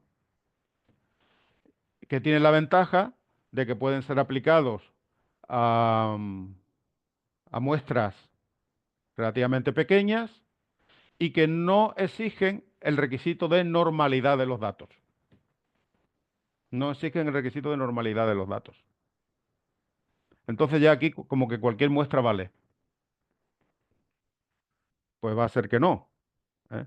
Va a ser que no, porque si resulta que la muestra, aunque no sea no pretenda ser una muestra representativa de la población, si es una muestra que en nada se parece a la de la población, en factores que pueden ser relevantes, por ejemplo, de carácter sociodemográfico, ¿eh? Pues como la edad, el nivel de estudios, etcétera, etcétera, pues ya estamos introduciendo un sesgo evidente en los datos que naturalmente van a tener un reflejo en los resultados que vamos a obtener, ¿no? En fin, y por último, aquí ser prudentes y no confundir la causalidad con la correlación, ¿eh? Habitualmente lo que nosotros podemos mostrar son correlaciones que, apoyándonos en la literatura, podemos decir que hay una relación de causa-efecto entre las variables, y así lo expresamos en nuestro modelo con las correspondientes flechas donde hay una causa y hay un efecto o varios. Eh, pero bueno, como luego os diré en las recomendaciones finales, tenemos que ser prudentes en las afirmaciones que hacemos al respecto, ¿no? Bueno, pasando de la metodología a los resultados, algunos comentarios también al respecto, eh, pidiendo nuevamente disculpas por estar alargándome un poco más de lo que debiera. Pero en fin, me parece que el tema lo merece, estamos estando además dentro de un colectivo de colegas interesados en este asunto, ¿no? A veces lo que nos encontramos en esta sección de los artículos es la mera presentación de los resultados en un conjunto de tablas, a veces tablas que son excesivas, redundantes, y lo que el editor, en primer lugar, los revisores, los lectores quieren encontrar son, por supuesto, los datos, pero quieren encontrar el que tú les expliques los datos. No simplemente un conjunto de tablas con datos y más datos, sino que tú les expliques los datos. ¿Eh? Y hay datos que son prescindibles, que no tienen por qué estar en más y más tablas, pero que sí que tú puedes explicar en el texto qué significan, ¿eh? Y qué implicaciones van a tener, ¿no? Hay que seguir un orden, es muy importante el orden. A veces tú encuentras falta de orden en la exposición de los resultados. Si hay un conjunto de hipótesis, los datos tienen que seguir el correspondiente orden de esas hipótesis. La hipótesis 1, la 2, la 3, la 4. Si hay unas preguntas de investigación, que tiene que haberlas, los datos tienen que responder también a esas preguntas de investigación. La pregunta de investigación 1, la 2, la 3, la 4. Si nosotros estamos saltando, empezamos por la 2, seguimos por la 4, luego nos vamos a la 1, el lector se hace un lío. El lector se pierde. Y hemos de garantizar la fluidez en el texto para que el lector nos siga con la mayor facilidad posible. No se pierda, ¿eh? En ese entramado de explicaciones que vamos dando a lo largo del texto, que tienen que ser ordenadas. Y no mezclar los resultados con las conclusiones.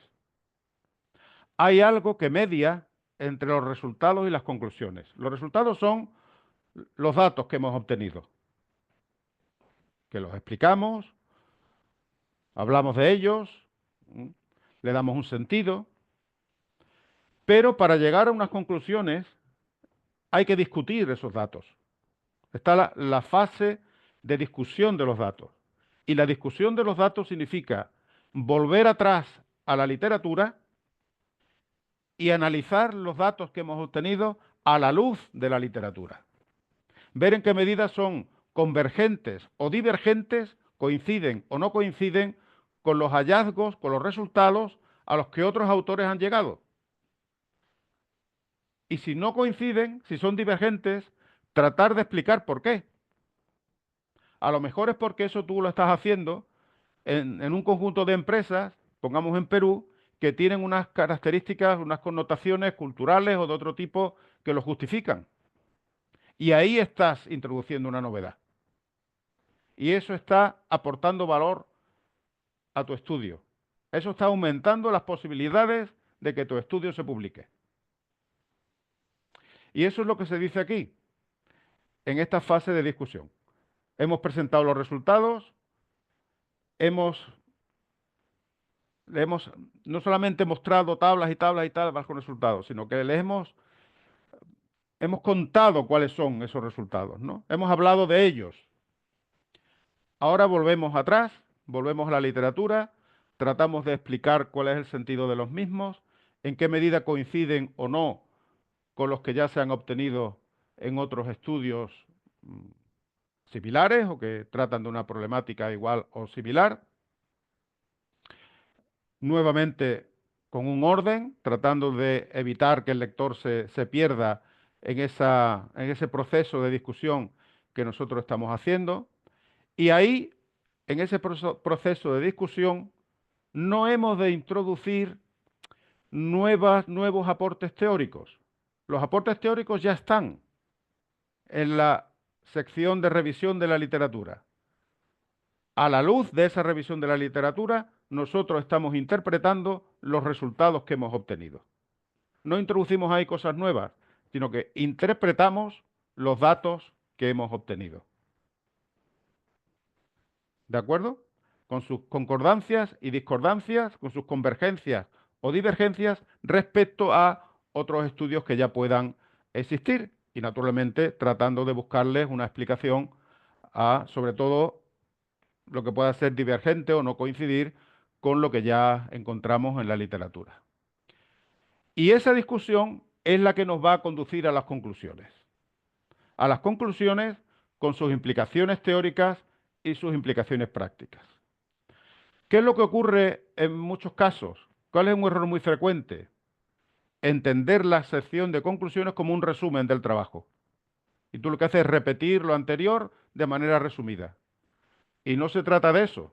Se trata de incidir en las implicaciones, en las contribuciones de tu estudio, sean teóricas o prácticas, habitualmente de los dos tipos, ¿eh? O preferiblemente de los dos tipos. La sección de conclusiones tiene que incluir 4 cosas necesariamente. Tiene que incluir 4 elementos. Implicaciones teóricas, 1. Implicaciones prácticas, 2. Limitaciones de nuestro estudio. Eso tiene que ver con la ética. Todo estudio tiene sus limitaciones. Nada es perfecto.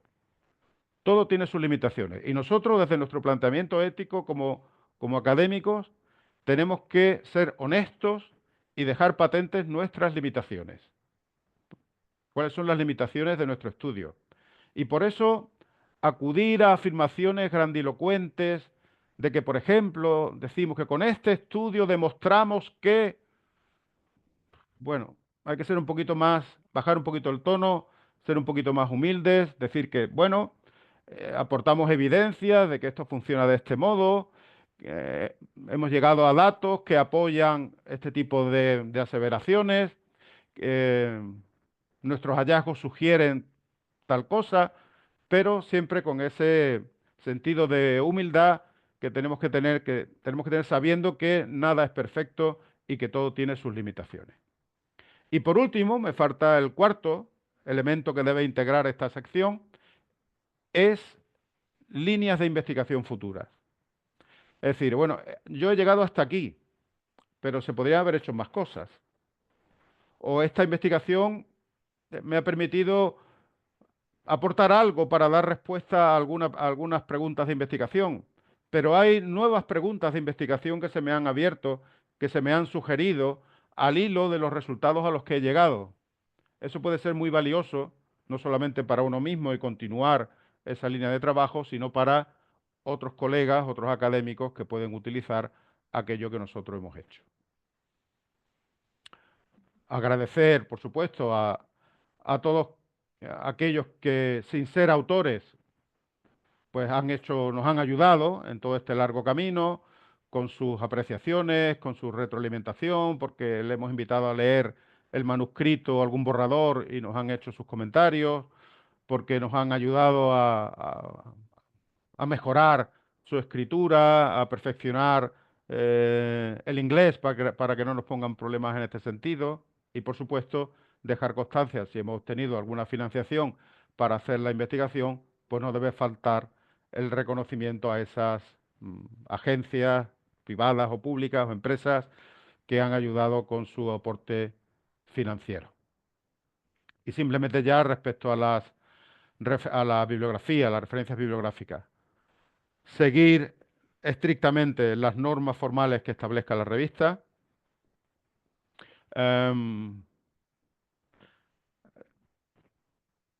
Tiene que ser una revisión o una lista de referencias al hilo de la revisión de la literatura lo más completa posible. Si ustedes echan un vistazo y cuentan el número de referencias bibliográficas que suele haber en un trabajo, pues normal que te encuentres entre 50 y 60.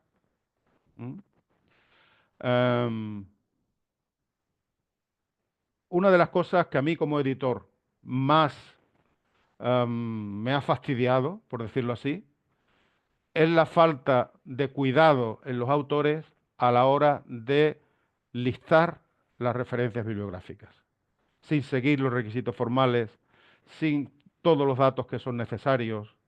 Por ejemplo, hoy en día no es natural que te pidan el DOI, ¿no? Bueno, no ponen nada de esto, están incompletas, le faltan los números de páginas.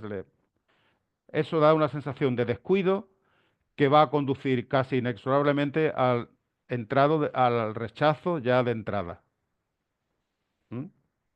Y si tú ya has hecho algún trabajo sobre esa materia, pues incluirlo ahí también, pues no está mal porque ya de alguna manera está indicando que tienes un cierto bagaje, una cierta experiencia a la hora de investigar en este campo, ¿no? Utilizar las tablas y figuras con lo que se llama el principio de parsimonia, es decir, que no haya demasiadas, ¿no? Porque eso de alguna manera dificulta, entorpece la fluidez en la lectura del trabajo. Tienen que estar las que tienen que estar, las que son realmente necesarias e importantes para entender lo que queremos expresar, pero sin abusar. Sí, ya estoy pensando un poquito más rápidamente sobre esto. Y aquí al final pues tienen un resumen de las diferentes ideas que he tratado de desgranar durante este tiempo ya ciertamente excesivo y que por tanto no voy a repetir, pero sí lo que voy a hacer, aparte de insistir en por favor tratar de hacer algo diferente, el problema es que hacer algo diferente, marcadamente diferente, nos lleva a los estudios longitudinales, ¿no? Lo que habitualmente solemos hacer son estudios que son fotos fijas en un determinado periodo del tiempo. Y muy pocos estudios longitudinales, es decir, viendo la evolución a lo largo de una serie de años, encontramos en la literatura. ¿Por qué? Pues porque llevan mucho tiempo. Y seguramente todos en nuestras instituciones tenemos una cierta presión, mayor o menor, para publicar y publicar lo más rápidamente posible y cuanto más mejor, y eso dificulta el que hagamos este tipo de estudios que serían pues muy bienvenidos, ¿no? Y con más posibilidades de tener una aceptación final, ¿no? Y yo les voy a mandar ahora a través del chat, además de ese artículo que ha servido un poco de referencia en algunos pasajes de la exposición, para que simplemente lo tengan, ya que he citado algunas cosas concretas como el Astra, etcétera. Aquí tienen un test, un checklist con 30 elementos para que ustedes respondan sí o no. Si al final ustedes van repasando uno a uno, todo esto lo hemos ido viendo a lo largo de este rato, si ustedes al final a todos estos 30 responden sí, están en condiciones de enviar el artículo a una revista con una probabilidad aceptable de éxito. Si en alguno de ellos la respuesta es no, ya saben que tienen que volver ahí y tratar de corregir y mejorar ese aspecto. ¿de acuerdo? Para que no sea solamente a través de la presentación, que es complicado, yo se los voy a enviar ahora a través del chat. No pude hacer una foto de todos ustedes, pero le pedí también a la inteligencia artificial, en este caso a Copilot, como que me hiciera una foto del final, donde hipotéticamente ahí aparecían todos vosotros. Y con esto, pues simplemente me despido, les doy las gracias por vuestra paciencia. Les pido disculpas por haberme extendido más de lo que inicialmente habíamos previsto. Y, y bueno, queda a vuestra disposición para lo que deseéis. Muchísimas gracias. Ok, Eh, Dejo de compartir y os envío por el chat esos dos documentos que perfecto. os he prometido. Muy bien, profesor. Alfonso, muchísimas gracias por su amable atención y poder compartir parte de su experiencia con nosotros, ¿no? Que es bastante grande, ¿no? Entonces, fue justamente una sesión muy productiva. Bueno, vamos a entrar en la sesión de preguntas y consultas. Pediría que los colegas sean bastante objetivos en sus preguntas. Y nada, muchísimas gracias. Adelante, creo que está Julián primero, después Roxana. Adelante. Si me permite un momentito, Julián, voy a Sí, enviar el archivo que falta y para no distraerme y ya estoy con vosotros. Por favor. ok, de verdad, muchísimas gracias, profesor Alfonso, muy amable, profesor Luciano, por la invitación, por estos espacios que definitivamente son muy importantes para todos nosotros en esta carrera tan, digamos, tan retadora que tenemos. Mis preguntas muy básicamente son dos. Una, cuando, digamos, interrumpí, quería consultarte si tú ya tenías conciencia y habías tenido en cuenta que esta revista se demoraba alrededor de los 2 años en el proceso, porque tú tienes razón, algo que yo también aprendí hace unos años hacia acá es que uno tiene que escribir para la revista teniendo muy claros el scope y también los tiempos, ¿no? Entonces, quería saber si tú lo tenías, digamos, ya seteado para, digamos, porque sabías que te ibas a bancar o a aguantar, a asimilar ese tiempo en el proceso. Esa como primera. Y la última, para darle espacio también a mis compañeros, es hace poco tengo varios artículos en revisión y en uno de ellos los reviewers sugirieron, teníamos literature review perdón, o theoretical background y nos sugirieron cambiarlo por literature review. Y bueno, lo hicimos, pero a mí me quedó esa sensación de que, ¿y cuál es realmente esa diferencia entre un título y el otro? Más allá de que entiendo de que no es simplemente un título, ¿verdad? Entre esto, literature review versus el theoretical background, que creo que es importante de pronto para que digamos, todos los que estamos en esta sala lo tengamos un poco más claro. Eso, muchísimas gracias, de verdad muy amables, gracias. Nada, gracias a ti, Julián. Lo del tiempo, lo de los años, porque hablamos de años, sí, realmente es algo que tenemos que asumir de antemano. Son procesos lentos, es decir, ya aparte del tiempo que le lleve a cada uno a hacer la investigación, o a cada equipo de trabajo a hacer la investigación, ya lo que es el someter el trabajo a una revista, si tenemos la fortuna de pasar el proceso de revisión, lo que demoran las varias fases del proceso de revisión, bueno, eso tenemos que asumirlo de que pueden ser perfectamente mm, alrededor de 2 años, 1 año y medio, 2 años, hasta que el artículo se publica. Es verdad que hay revistas que cada vez son más conscientes de que es necesario agilizar todo este proceso y piden pues, un esfuerzo extra a los revisores para que eh, envíen sus revisiones en el más corto periodo de tiempo posible. También hay revistas, ahí están lo que se llama los APCs, ¿no? Los Author Processing Charges. Es el pagar por publicar, digámoslo así, ¿no? Pagar por publicar no significa que no haya un proceso de revisión. Pero sí que en ese tipo de revistas las revisiones suelen ser más rápidas, ¿eh? Suelen ser más rápidas y un poco aligera el proceso.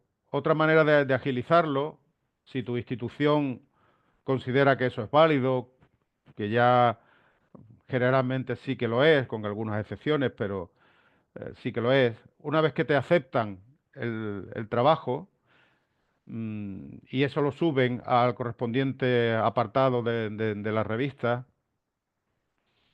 pues ya eso vale como una publicación, ¿no? Aunque el artículo todavía no tenga asignado un volumen, un número, una paginación, pero ya eso sí te cuenta en tu currículum como una publicación.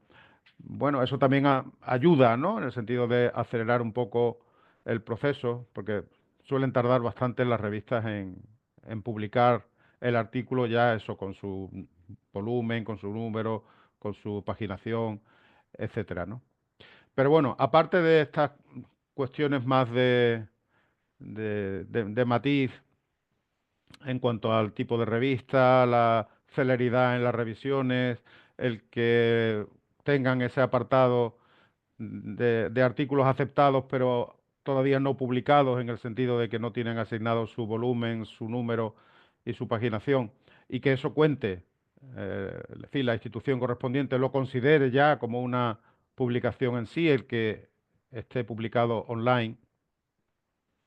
Tenemos que asumir que esto tiene un tiempo que gira en torno a eso, 1 año y medio, 2 años. Tenemos que contar con eso. Entonces, lo que es importante, Julián, para poder, digamos, digerir esto, es que tú tienes que tener, por decirlo así, como una pipeline de trabajos, ¿no? Tú tienes que tener una serie de trabajos eh, en proceso, de manera tal que mientras uno va llevando su camino en el proceso de revisión y ojalá al final termine teniendo éxito, tú paralelamente vas trabajando en otros trabajos que están en otro nivel de desarrollo, pero mientras unos terminan, pues otros ya tú vas avanzando en ellos y de esa manera no se interrumpe, digamos, tu proceso no ya de investigación, sino de publicaciones, ¿no? Hay una fluidez en ese proceso de, de publicaciones sucesivas, ¿no? Eh, pero bueno, esta es la realidad que tenemos que asumir, ¿no? Es la que hay. Y la segunda pregunta, yo la verdad, mira, eso es más cuestión de estilo de la revista. Hay revistas donde te encuentras con Theoretical Background, otras revistas donde ves Literature Review. Para mí, sinceramente, no hay una diferencia en cuanto a contenido, es más bien una cuestión de estilo de la revista, ¿no? Que guste más de indicar theoretical background, la base teórica de la investigación o revisión de la literatura, que puede sonar más a la exposición de una secuencia de trabajos que se han ido sucediendo en el tiempo. Es más una cuestión de estilo. Si eso es lo que te piden en una revisión, deberías estar contentísimo porque eso es facilísimo de resolver. Vale, no te gusta Literature Review, pongo Theoretical Background, ningún problema. Sí, Gracias de muchísimas nuevo, gracias, Julián, muchísimas. gracias a ti. Sí, Oksana, por favor, tu pregunta. Sí, Luciano. Muchas gracias, Luciano. Gracias, Alfonso, por este espacio maravilloso. Justo estaba escuchando ahorita a mi colega Julián y pues me resuena mucho el tema de lo de los tiempos, ¿no? Ahorita estoy esperando desde el 17 de marzo que me respondió el editor y con pequeñas revisiones para mi paper doctoral, que ya las levanté a los 3 días, el día 20 las subí, porque era, en la carta me pone, cuando levante estas revisiones, es bien probable su publicación para este año. Entonces las revisé. Son bastante pequeñas, ¿no? Las levanté a los 3 días, pero no tengo noticias de él. Al mes, o sea, el 20 de abril, pues le mandé un mail súper, súper sutil, bonito, pero preguntándole cuál era pues, el estatus de mi paper, ¿no? Sin embargo, tengo colegas que me dicen, Roxana, no les escribas tanto que se aburren y se molestan y te pueden rechazar. Digo que, ¿no? Y entonces nuevamente estoy inquieta y, y no sé si escribirles o digo, ¿qué hago, no? Por el dashboard, por el mail, eso es algo. Y lo otro importante, y la segunda, era acerca de las razones de cuando uno escoge el lugar para la investigación, que como bien dijo usted, ¿no? Oye, a veces lo haces por un tema de conveniencia, de cercanía a los participantes, de accesibilidad a la información, pero como bien dice usted, ¿qué es lo válido ahí, no? Pues bueno, sobre lo primero, Rosana, hombre, yo me pongo un poco porque lo he estado durante 12 años, ¿no? En el papel de un editor y bueno, y ya no digamos en los editores de las revistas punteras que reciben no ya cientos, sino miles de papers, ¿no? Y aunque tenga un equipo de editores Oh. asociados y no todo recaiga sobre una única persona, pues al final es una suerte de esclavitud, ¿no? Es decir, no acabas nunca, ¿no? No acabas nunca de ver todos los trabajos, de valorar si efectivamente es un trabajo que merece la pena el que pase a la fase de revisión. Al final es un trabajo que tú haces para tu comunidad, ¿no? Para tu comunidad académica, ¿no? Igual que otros revisan para ti, tú también vas a revisar para otros, ¿no? Te, te- te tocará esa tarea si no te ha tocado ya, ¿no? Em, bueno, lo que hacen muchas instituciones, si hay una serie de revistas que son especialmente importantes para esas instituciones, es, pues, por ejemplo, organizar algún evento donde se invita a estos revisores. Aparte de para que expliquen su experiencia, para que podamos conocer mejor la revista y podamos tener una mayor tasa de éxito a la hora de publicar en ellas, también es para conocer a la persona. Porque hay Mm. revisores a quienes, por su carga de trabajo, y hay que comprenderlo, por su carga de trabajo, el recibir este tipo de correos, hombre, cuando es uno solo, no creo que nadie se extrañe, ¿no? Pero si son reiterados, si son cada poco tiempo, pues puede haber personas que se molesten, ¿no? Puede haber personas a quienes esto no les parezca bien y al final, como solemos decir, sea peor el remedio que la enfermedad, ¿no? Y como tú decías, no sé si escribir o no escribir. Pues si Mm. escribirle o no escribirle depende mucho de cómo sea la persona.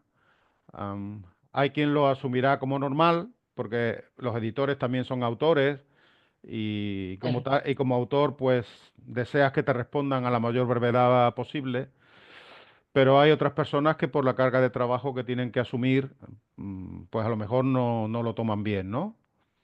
Entonces es importante conocer la revista e Ujú. incluso conocer al editor de la revista para saber Y algo interesante, cómo respira esa persona, ¿no?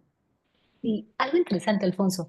Es bueno que se le diga al editor, que es con el que he tomado contacto por mail para algún paper, que ese paper es para mi grado doctoral. Yo a veces siento que puede ponerse un poco sádico y no le digo eso, porque a veces dicen, no, de repente, no, pues que la sufra más, ¿no? No sé tú que eres editor, ¿qué me puedes comentar de eso? ¿Qué Mira, piensas cuando te escriben eso? yo creo que siempre decir la verdad no hace mal. Tú le estás diciendo la verdad. ¿Eh? Otra cosa sería que le estuvieras contando cualquier cosa, ¿no? Que no responda a Claro. la realidad. Pero si tú le estás contando la verdad, que realmente lo que tú te estás jugando ahí es tu grado de doctor o de doctora, Ujú, ujú. una persona normal, un editor normal no se lo va a tomar Claro, mal. normal. ¿No? Un editor Claro. normal no se lo va a tomar a mal, porque todos somos del mismo gremio, todos sabemos cómo funciona todo esto, ¿no?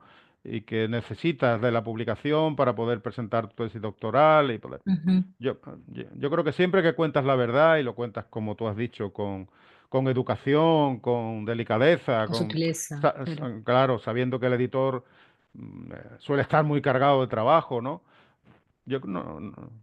Una persona normal no se lo puede tomar negativamente, ¿no? Por tanto, Ok. yo sí que lo haría. En esos términos que tú expresas, sí que lo haría. Hombre, luego hay de todo, ¿no? Le pillas en un mal día a esa persona y tal, y bueno, ¿qué Y le vamos a dice que hacer, la no? sufra más. ¿Qué le vamos a hacer, no? Pero en términos generales, yo creo que en esos términos se puede hacer, ¿no? Ok, A ok. lo mejor si no tiene ninguna información nueva que darte, pues tarda en responderte, ¿no? Pero te responderá. Muchas gracias, Alfonso. Nada, por favor, di. Ah, sí, había una. La de ah, las razones por el las lugar razones, sí, sí, que nos dijiste. las razones para elegir lugar. Mm, Es diseño metodológico, Rosana. Ok. Lo tienes que explicar desde el punto de vista del diseño metodológico. Es decir, la conveniencia, la cercanía, la proximidad, la escasez de recursos para poder hacerlo en un entorno diferente. Bueno, todo eso es entendible. pero engárzalo con el diseño metodológico. Es decir, ¿por qué lo eliges? Pues porque una variable importante en mi investigación, por utilizar el mismo ejemplo de antes, es Mm, la fase del ciclo de vida del producto o la fase del ciclo de vida del destino turístico en este caso, ¿no? Y por eso elijo este ámbito territorial porque responde a un destino turístico que está en una fase de madurez o esta que está en una fase de crecimiento y voy a comparar uno con otro, ¿no? excelente, excelente, Alfonso. Eso, tienes que justificarlo a partir del diseño metodológico de la investigación, Excelente. porque vas a Excelente, controlar muchas alguna gracias. variable desde el punto de vista metodológico. Gracias, gracias, Alfonso, muy amable. Por favor.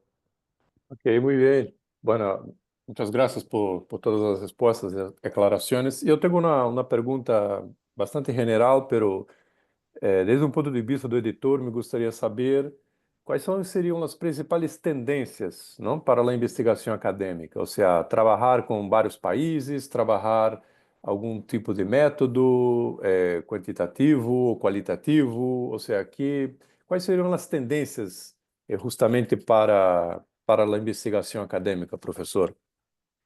Pues muy importante esto, ¿no? Muy importante y, y te explico, porque además fíjate, la última reunión de editores de revista a la que yo asistí, que fue justamente antes de la pandemia, poco antes de la pandemia, eh, este fue un tema que salió, ¿no? Entonces, cosas que están especialmente bien valoradas ahora mismo, ¿no? Una de ellas ya la mencioné, el integrar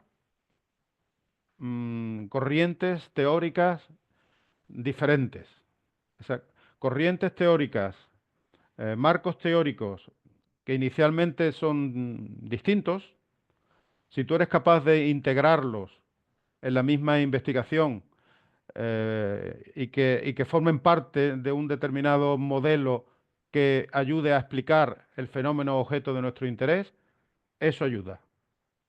La integración de marcos teóricos distintos. Por supuesto, tú lo acabas de sugerir, los estudios de carácter internacional. Pero estudios de carácter internacional también en ese sentido que antes hablamos con Rosana. No se trata de comparar por comparar, que digo yo, Perú con España, o España con Portugal, o lo que fuere, ¿no? Sino con un sentido de control de alguna variable importante desde el punto de vista metodológico. Pero bueno, esa dimensión, dentro de ese marco, la dimensión internacional de una investigación también es algo que se valora cada vez más. Los estudios, también los sugería yo rápidamente al final de mi intervención, los estudios longitudinales, difíciles de hacer porque llevan todavía más tiempo, pero el observar un determinado fenómeno a lo largo del tiempo y ver su evolución, ese carácter longitudinal, dinámico del estudio, es también particularmente bienvenido. ¿Sabes de lo que empieza a estar muy cansados los editores? Al menos fue lo que yo percibí en aquella reunión poco antes de la pandemia. Hablo de editores de revistas de turismo y había algunos de los top, ¿no? Están bastante cansados de encontrarse estudios cuantitativos eh, con el mismo patrón. El mismo patrón me refiero a una encuesta con unos datos a los que se le aplica la famosa técnica PLS. Empiezan a estar un poco cansados de esa reiteración de estudios bajo ese mismo patrón. Entonces, gusta de ver, por ejemplo, estudios no ya tanto hipotético-deductivos, que son los más usuales en nuestro campo económico empresarial, orientados a testar marcos teóricos ya existentes, sino estudios inductivos tendentes a crear teorías, no ya a testar teoría, sino crear o refinar teorías, sino a crear teorías, más estudios de tipo inductivo que lleva implícito a estudios de casos, ¿no? O sea, ir de lo particular a lo general para crear marcos teóricos que sirvan de referencia para entender determinados fenómenos, ¿no? Y otras metodologías, ¿no? Por ejemplo, los estudios experimentales. Estudios a través de experimentos, lógicamente controlados,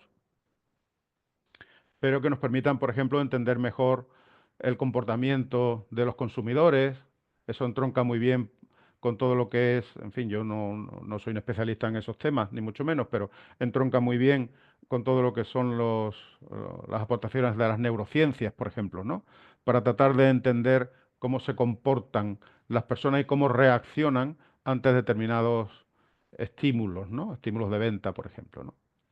O sea, integración de marcos teóricos diferentes, dimensión internacional de los estudios, em, est- investigación orientada a la construcción de nuevos marcos teóricos, huir de los patrones ya tan manidos y reiterados de esos estudios cuantitativos a los que antes me he referido, y ir añadiendo otro tipo de metodologías como pueden ser los estudios de carácter experimental, ¿no? Eso Muy podrían bien, ser 5 ideas muy bien. interesantes. Sí, excelente. Muchas gracias por su respuesta. Bueno, no sé si alguien de audiencia quiere hacer alguna pregunta, alguna consulta. Ya estamos ya con un límite de tiempo. Debería ser algo muy, muy rápido, objetivo. Si no, doy por finalizado la sesión. Hay a Kelly Rojas, la profesora Kelly Rojas está solicitando la PPT. Si posible, profesor. Sí, yo Ah, te la envío por correo electrónico, gracias. Luciano, y Sí, puedes distribuirla sin problema. muchas gracias. Muchas gracias. Ahí está, Kelly. Ok, Muy bien, Kelly.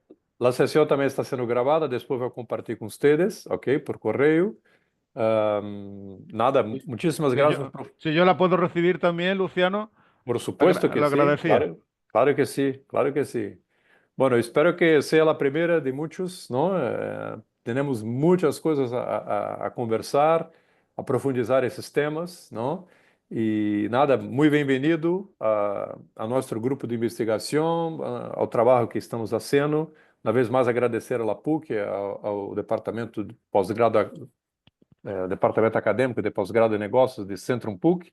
Muitas graças, professor, por aceitar a invitação, ok? A vuestra Muchísimas gracias. disposición. Ya cumplimos, no con 1 hora y media, 2 horas, pero De 2 horas. Sí. contentos y ha respondido a vuestras expectativas y ha sido de Sí, alguna sí, utilidad. ha Excelente, sido ha muy superado, útil. ¿eh? Muchísimas gracias. Muy interesante.